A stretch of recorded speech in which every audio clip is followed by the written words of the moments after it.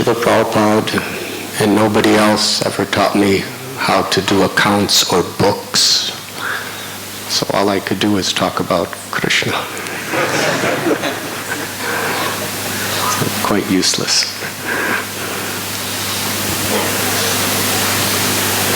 This willingness to extend oneself for the spiritual welfare of others is the very essence of the greatest need within human society.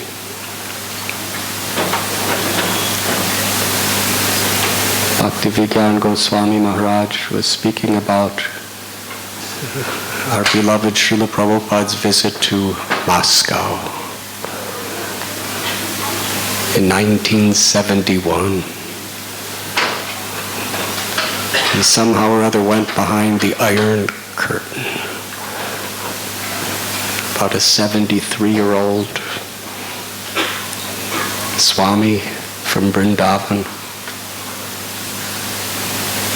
because he wanted to somehow or other share this message. He planted a tiny, almost invisible seed in the soil of this former Soviet Union. And that little seed has grown into a tree with the fruits of literally tens and tens and thousands of people who have found the joys of bhakti. And it's still growing.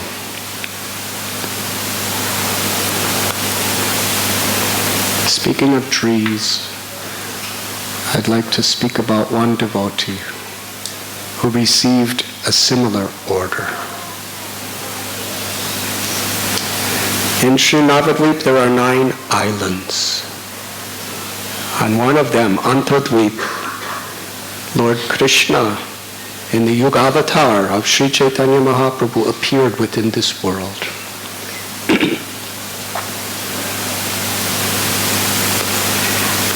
Bhaktivinoda Thakur explains that although Lord Chaitanya Mahaprabhu, through his devotees, taught an immense body of instructions, which was codified by Rupa Goswami, Jiva Goswami, Sanatan Goswami, Gopal Bhatta Goswami, Vishwanath Chakravarti Thakur, and Bhaktivinoda Thakur. Thousands and thousands of books on this teachings of Lord Chaitanya. But Bhaktivinoda explains the essence was how we can purify our hearts and awaken ecstatic love for God simply by sincerely chanting the holy name.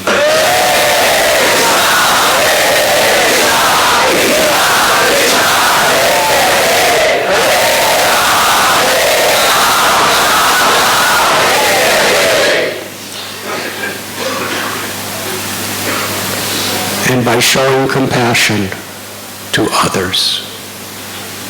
This, he explained, was the essence of Dharma, the essence of religion, the essence of life.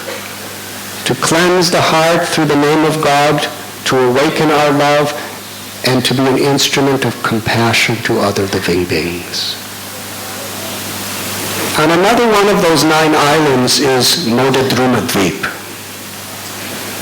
In Modadrumadvip there's a village called Mangachi. And there lived some very saintly people. One of them, his name is Saranga Thakur. Saranga Thakur was absorbed in chanting God's names and meditating on the Lord. He would sit on the bank of the Ganga practically day and night, immersed in this way. And Lord Chaitanya would come to visit him and tell him that you should give this message to others. You should become a guru and make disciples. Saranga Thakur had not the least interest. He said, I'm not qualified, And it will be such a disturbance to my bhajan, my own spiritual practice, to have to deal with other people like this. At the time, he was sitting under a tree, a bakula tree, very large one. And this tree was a favorite tree of his. He would sit and chant under it day and night. Recently, the tree died. There was not a single leaf or flower or fruit. And Sri Chaitanya Mahaprabhu personally embraced the tree. And with the embrace of the tree, right in front of Sharanga Thakur's eyes, fruits and flowers and leaves flourished and covered the whole tree. He brought it back to life. And Lord Chaitanya said, this is the mission of life.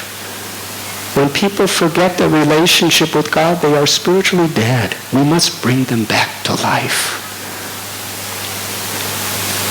On another day when Lord Chaitanya was in Koladweep, he happened to meet with Devananda Pandit.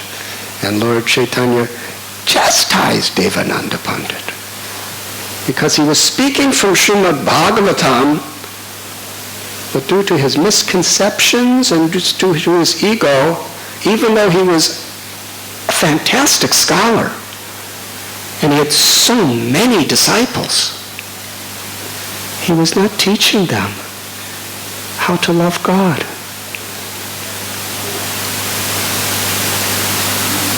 After chastising Devananda Pandit, Lord Chaitanya again turned to Sharanga Thakur and said, you should be an instrument of my grace. Make disciples. This was becoming too much. So before he took rest that night, Sharanga Thakur decided, the first person I see tomorrow, I am going to give them bhakti and make them my disciple. Whoever it is. And then he went to sleep. He woke up very early. It was still dark, Brahma Muhurta, and went to the Ganga, the river Ganges, to take his bath. And as he was bathing, offering a prayer to Mother Ganga and the Lord, something hit his body. So he looked down. It was the dead corpse of a small child. He already made a vow. The first person he met, he would make his disciple.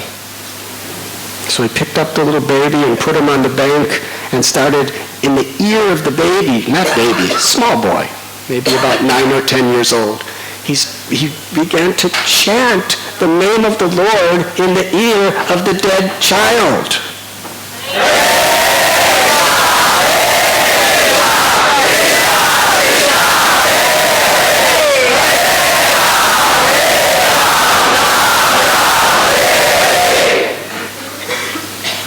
If you want to wake up a dead child, you have to chant much louder than that.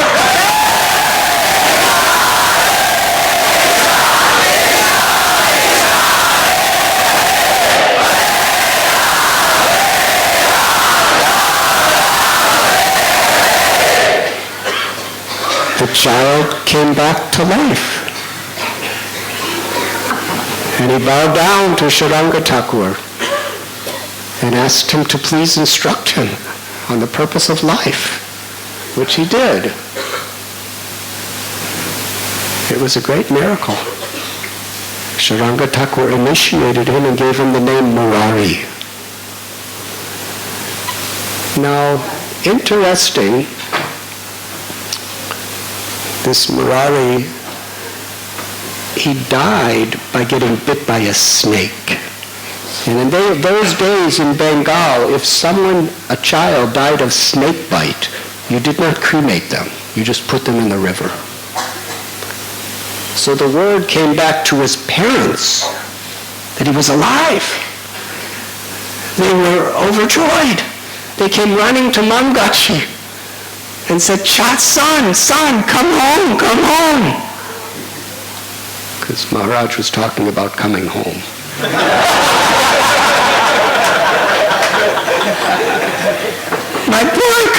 the mother and the father, they were so happy. He's alive, he's alive. And Murari said, I'm home. I'm with my Gurudev. He said, the body that you gave me died. That's finished.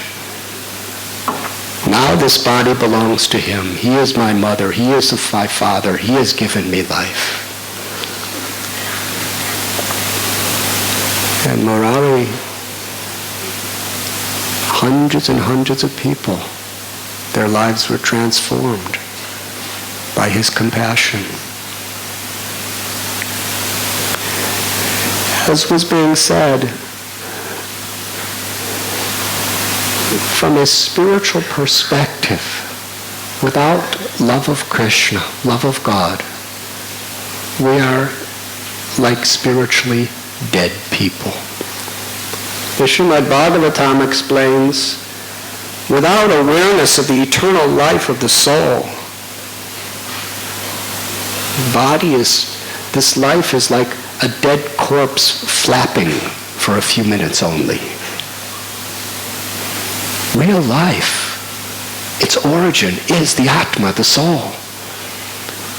And the purpose of the Atma's soul is love and compassion. When you water the root of the tree, automatically it extends to every leaf, branch, twig, every part of the tree. When we love Krishna, because all living beings are emanating from Krishna, who is the root of all existence, naturally our love extends to every living being. And when we experience that, we want to share that with everyone. Not in a hateful, sectarian way, but out of compassion, out of love. There in Mamgachi was a Murari Chaitanya. He had such compassion. He would sometimes meditate on Krishna underwater. And at other times, he would see a tiger. Not a regular tiger, Bengali tiger. And he was so playful and so fearless. And there were so many eyewitnesses who spoke about it and wrote about it. He would jump on the back of the tiger. The tiger would, and it's like an ego thing for a tiger. Who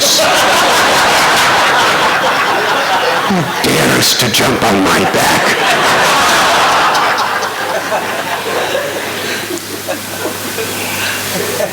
And Murari Chaitanya would tell him, chant the names of Krishna. And he would speak the name of Krishna in his ears. If he could be brought to life, and the tiger would start, instead of roaring, he would chant.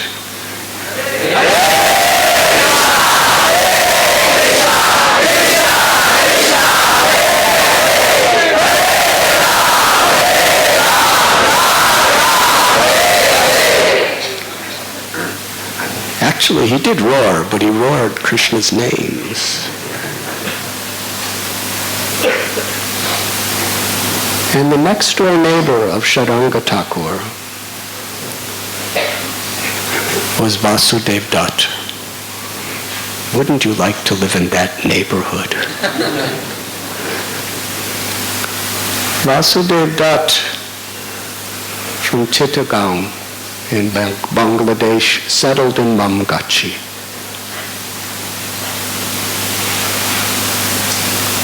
His compassion is explained in Sri Chaitanya Bhagavat, Sri Chaitanya Charitamrita, and has been a primary subject of meditation and discussion by countless people over the centuries.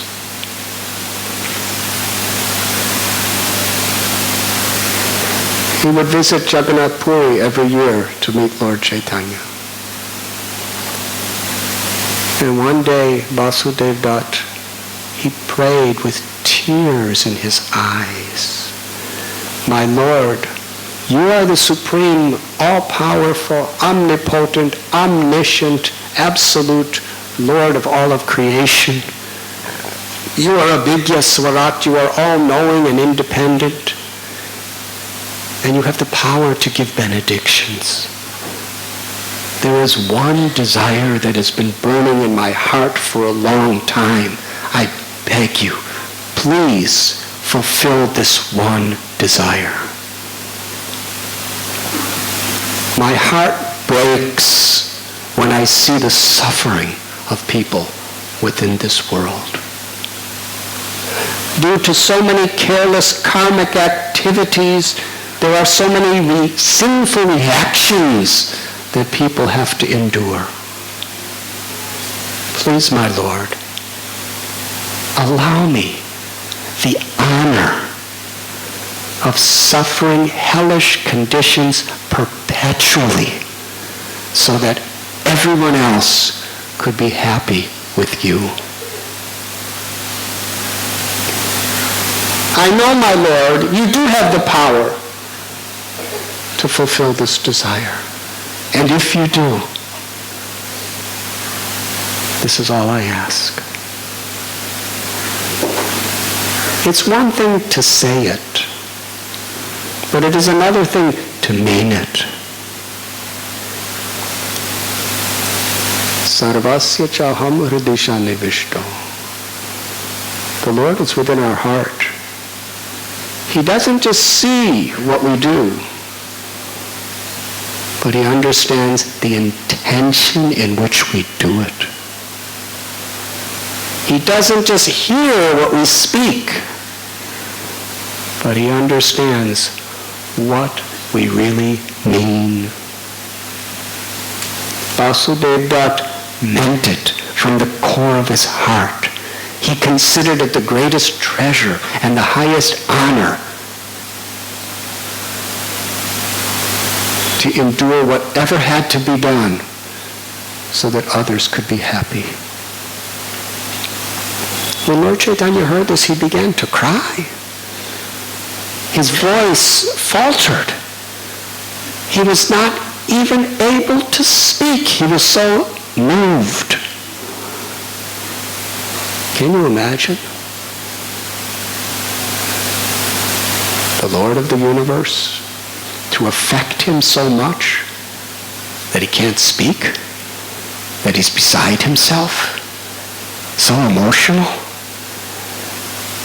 And when he did say, the Lord said, "This is not surprising that you are speaking like this, because you are Prahlad." That great personality of the Srimad Bhagavatam. He had captured that spirit of compassion. And the Lord granted his wish. He said, "But why, if you are so compassionate, so merciful, you have such love for every living being, why should you have to suffer? I will give them all liberation simply on the basis of your desire."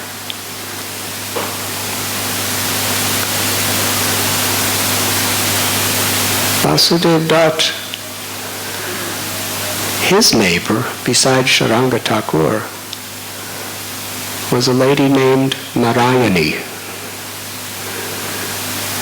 Narayani gave birth to a baby, and when the baby was very, very young, her husband died. So she was a widow.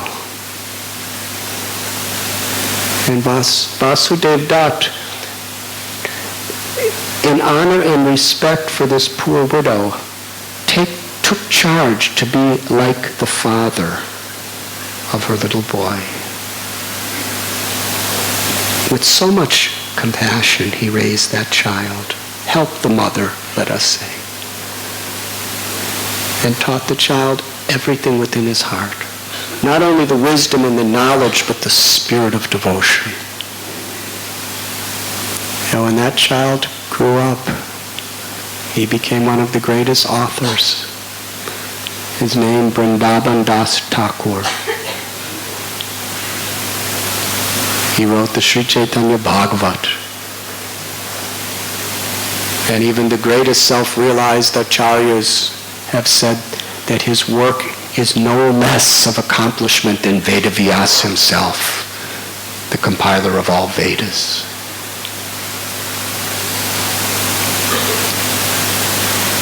Vrindavan Das Thakur, Murari Chaitanya, Murari Thakur, Sharanga Thakur, they all lived within 2-3 minutes of each other on the bank of the river Ganges. Later on, Vasudev Dutt moved to Kumarahata, the birthplace of Ishwara Puri. And he had a neighbor there whose name was Shivananda Sen. They lived very close to each other. Shivananda Sen, his life, his soul, his everything was to serve.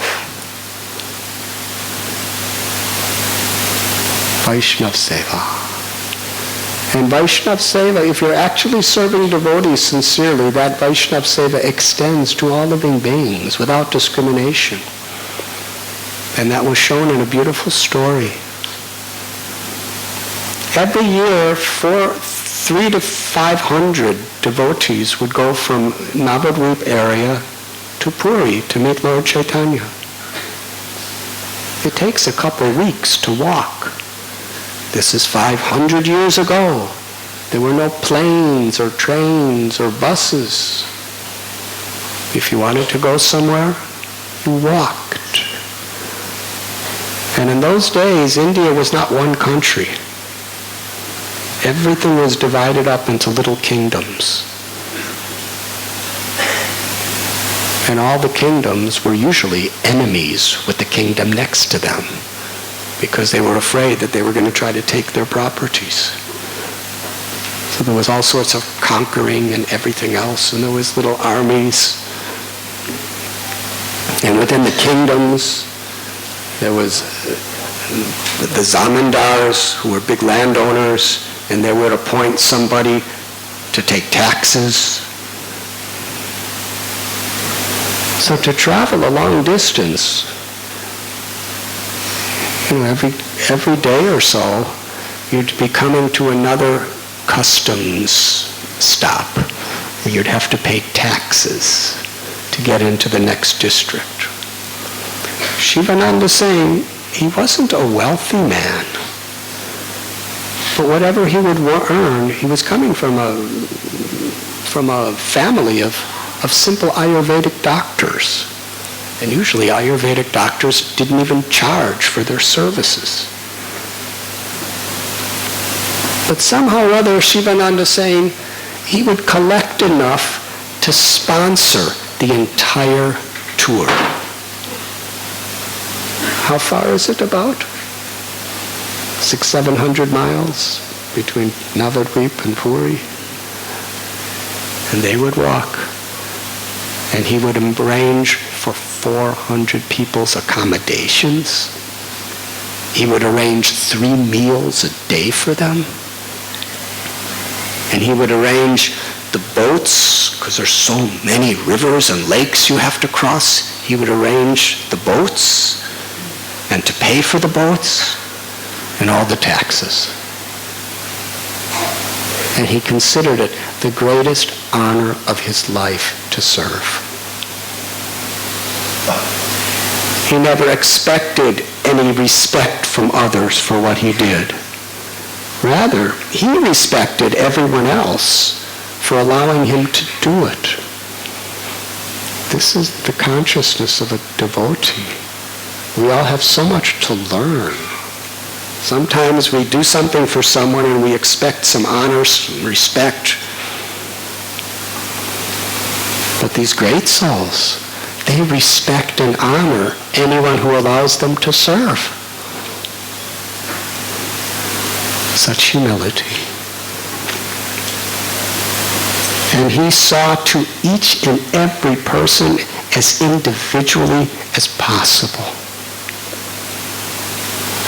And so many difficulties and troubles came his way. It was really an organizational, can you imagine? In India, with all its bureaucracies and all its corruptions, to be walking, responsible for 400 people. Sometimes it was double, because there was husbands and wives and children. And on one trip, a dog joined their party. He wasn't coming from Navadvip, not a dog of the Dham, just a regular old dog. Didn't have any pedigrees. Most dogs in India are kind of you don't know what breed they are. They're kind of a combination of everything. Dogs are dogs. So this scroungy little dog just started following them. And Shivananda saying, considered, he's under my care. He's joined the party. What am I going to feed this dog? He fed the dog the same prasad that the devotees were eating. But the dog didn't like it. What would you do? Shivananda Swami had his cooks make special preparation just to the liking of the dog. Of course it was vegetarian.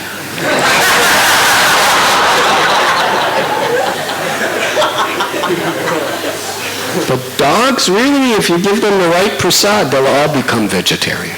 I have seen.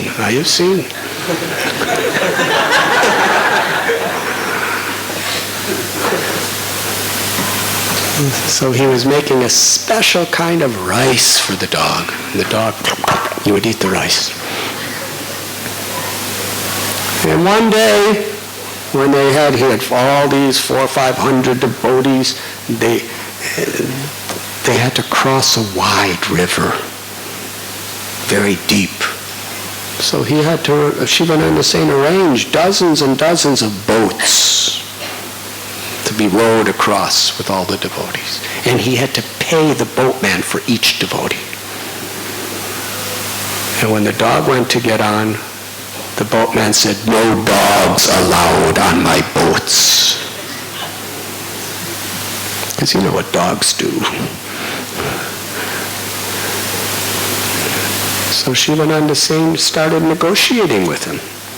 And he paid him like double, triple, quadruple he would for a human to take the dog.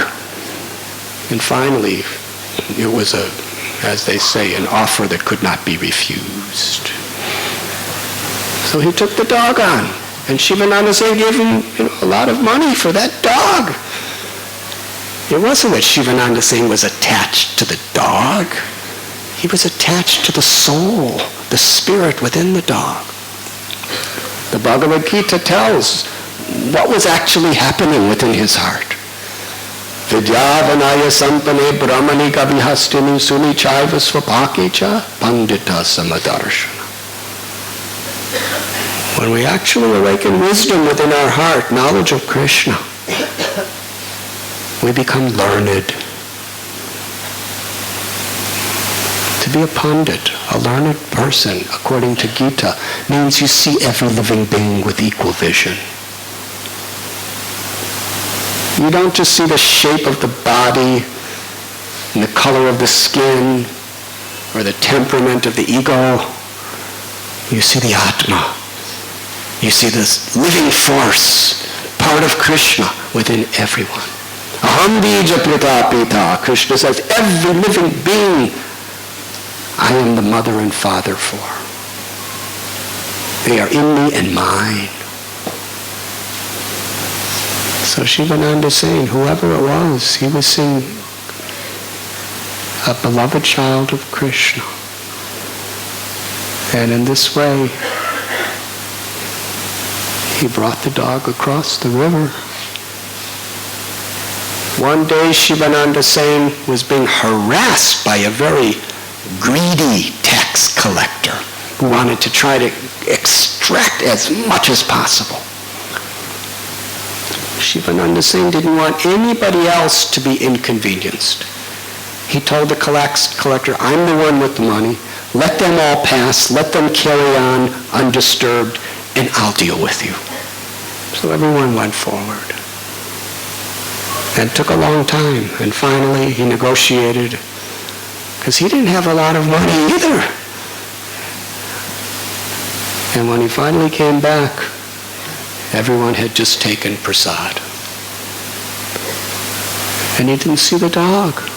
He said, where is the dog? Doesn't have a name for the dog in the book either. Where is the dog? He said, I don't know. Nobody knew. So he asked the cook, did you make the special rice for him? And the cook said, I forgot. Shivananda saying, you forgot to make the special rice for the dog, therefore the dog's out looking for food somewhere. We have to find him. Shivananda Sen, with his top assistants, spent a major portion of the day searching for that dog. This is really devotee care.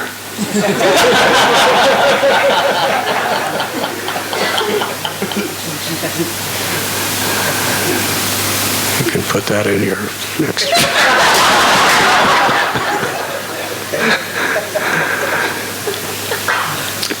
They couldn't find him. So he felt that he had failed to serve one of Krishna's children. And eventually, days later, they came to Puri.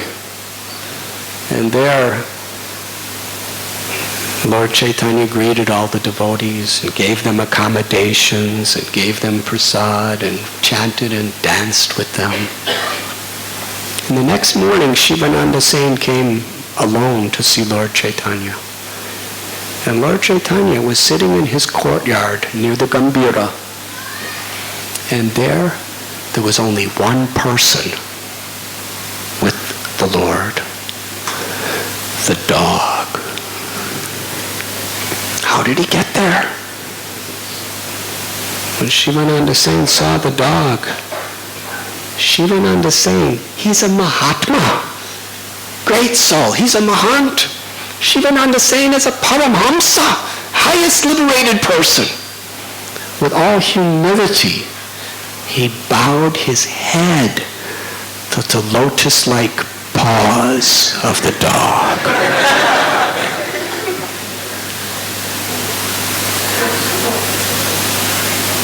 And meanwhile, he saw Lord Chaitanya. He had some green coconut pulp. And Lord Chaitanya would take a bite out of it. And then he'd say to the dog, chant Krishna's names. And the dog would chant. Krishna!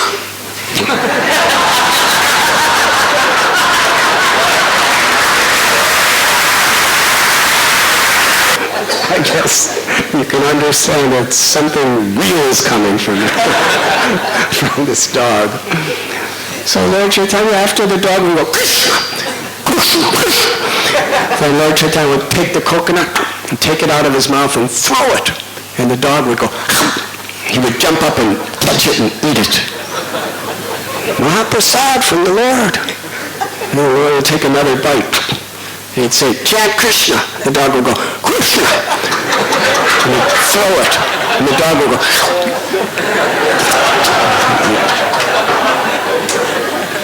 Shivananda Sen was thinking, just see how the Lord is giving so much compassion.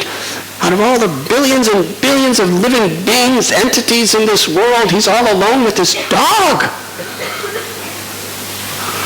The next day, no one saw the dog. The reason?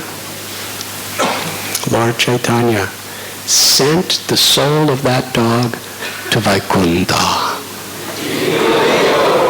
to the spiritual world, to be his eternal, intimate, loving associate, the perfection vision of liberation.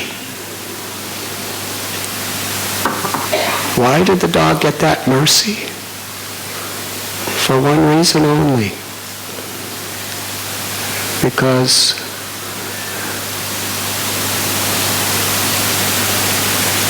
Shivananda Sen loved Lord Chaitanya. He loved Krishna so much, so deeply. And because he showed favor, he showed compassion to this dog, the Lord himself felt, in honor of Shivananda Sen's love for me, I must deliver whoever he loves, even if he's a dog.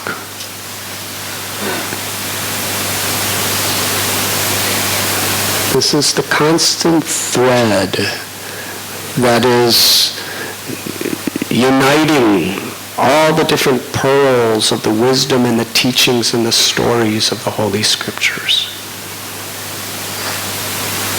The Dharmasar, the essence, the thread of love for Krishna and compassion for all beings. And it was with this spirit that Srila Prabhupada traveled around the world 12 times.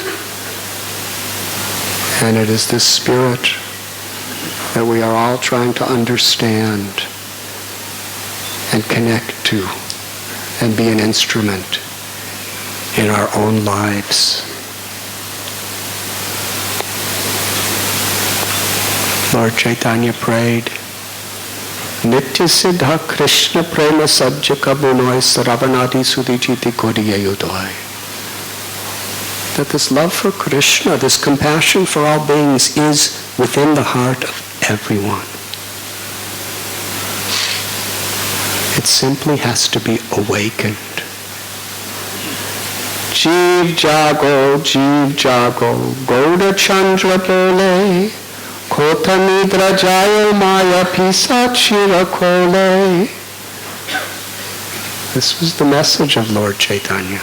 Wake up, sleeping souls. Whether you're a man or a woman from the east or the west, whether a human or a dog, wake up and taste the sweetness of your own nature. Prema Bhakti. Mukunda Madhava Hari.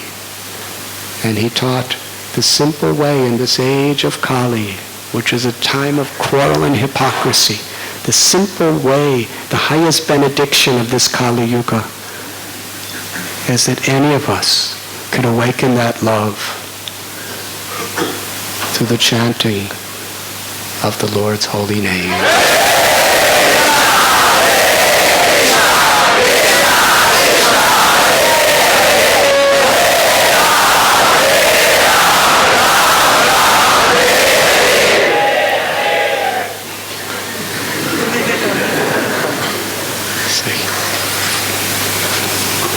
Nice echo. And the Lord taught us the simple formula by which this awakening of love of God is activated when we chant the names of the Lord. Trunadapi sunichena taror ibasihishnuna. Taror api hishnuna. Amanina maninayina kirtaniya satahari. To feel oneself more humble than a blade of grass, more tolerant, more forgiving than a tree. To find joy in offering respect to others by not demanding respect for oneself. If we can simply live by these principles, Krishna manifests himself fully in his names and attracts our hearts forever. This is a foundational quality of a real Vaishnava. Never to demand respect, never to expect respect, but to command respect. By our compassion, by our love, by our concern, by our morality, by our qualities, we attract the love and respect of others.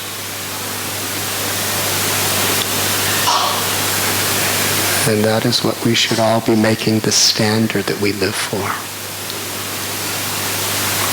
We don't want positions.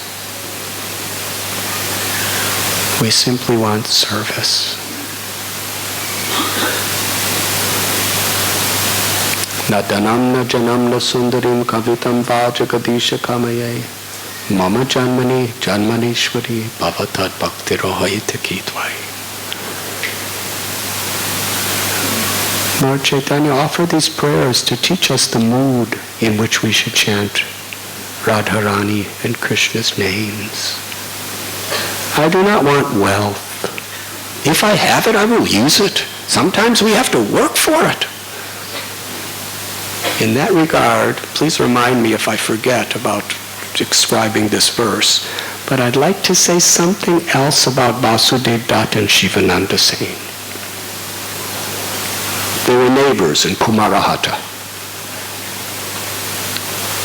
Lord Chaitanya, when he went to Kumarahata and he met with Vasudev Dutt and Shivananda Singh at the house of Srivas Thakur, Lord Chaitanya gave a very, very unusual instruction to Shivananda Singh. He said, Vasudev Dutt, he's so compassionate. Whatever he gets, as soon as he gets it, he gives it away to people who are in need of it. But the problem is he has a wife and he has children, he has family.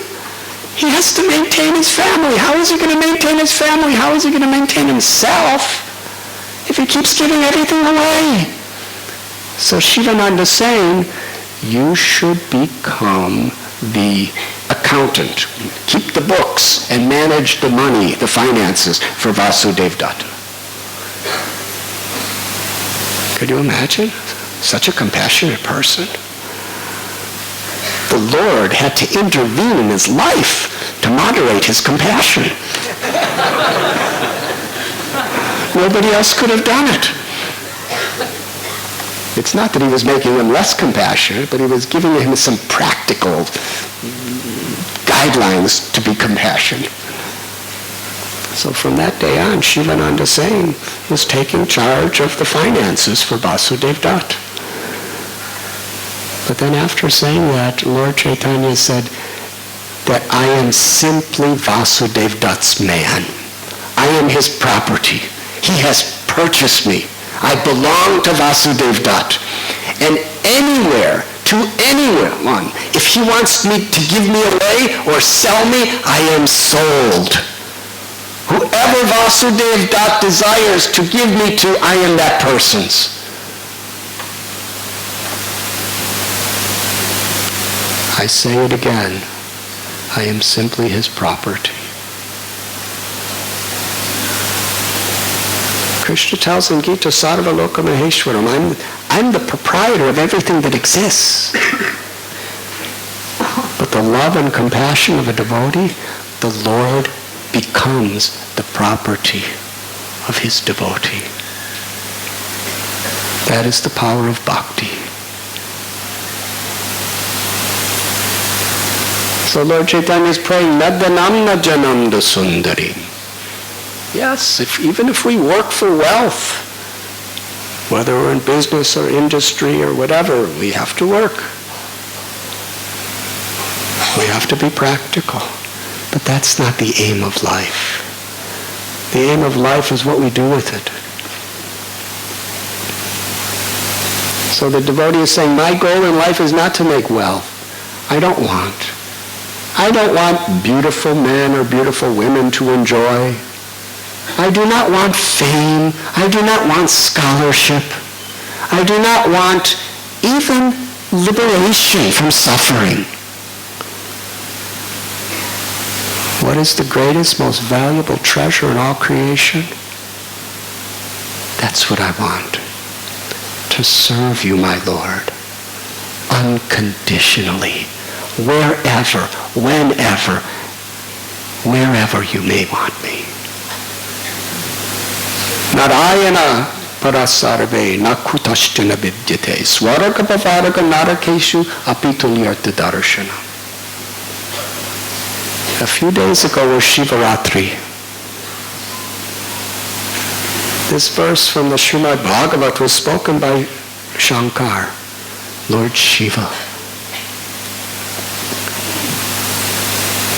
He was remarking in ecstatic enthusiasm, just see the qualities of Chitraketu Maharaj. This is the quality of a great devotee of Lord Narayan. Whether the devotee is in heaven or hell makes no difference. Whether he's liberated or unliberated, he's happy, grateful, supremely honored, simply with the opportunity to serve without ego, with love. This is why we come to this temple. This is the essential reason why we take the human form of life, to acquire that treasure, Premadana, the treasure of spiritual love.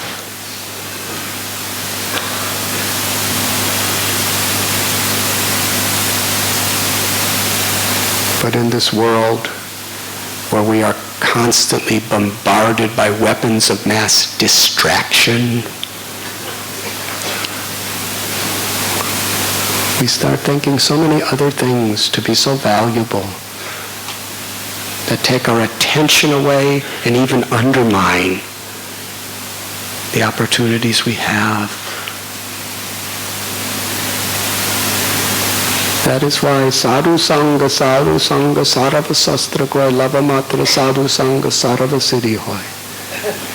Association with saintly persons is so important. It helps us to focus on what really is meaningful, what really is valuable, what really our purpose of life is.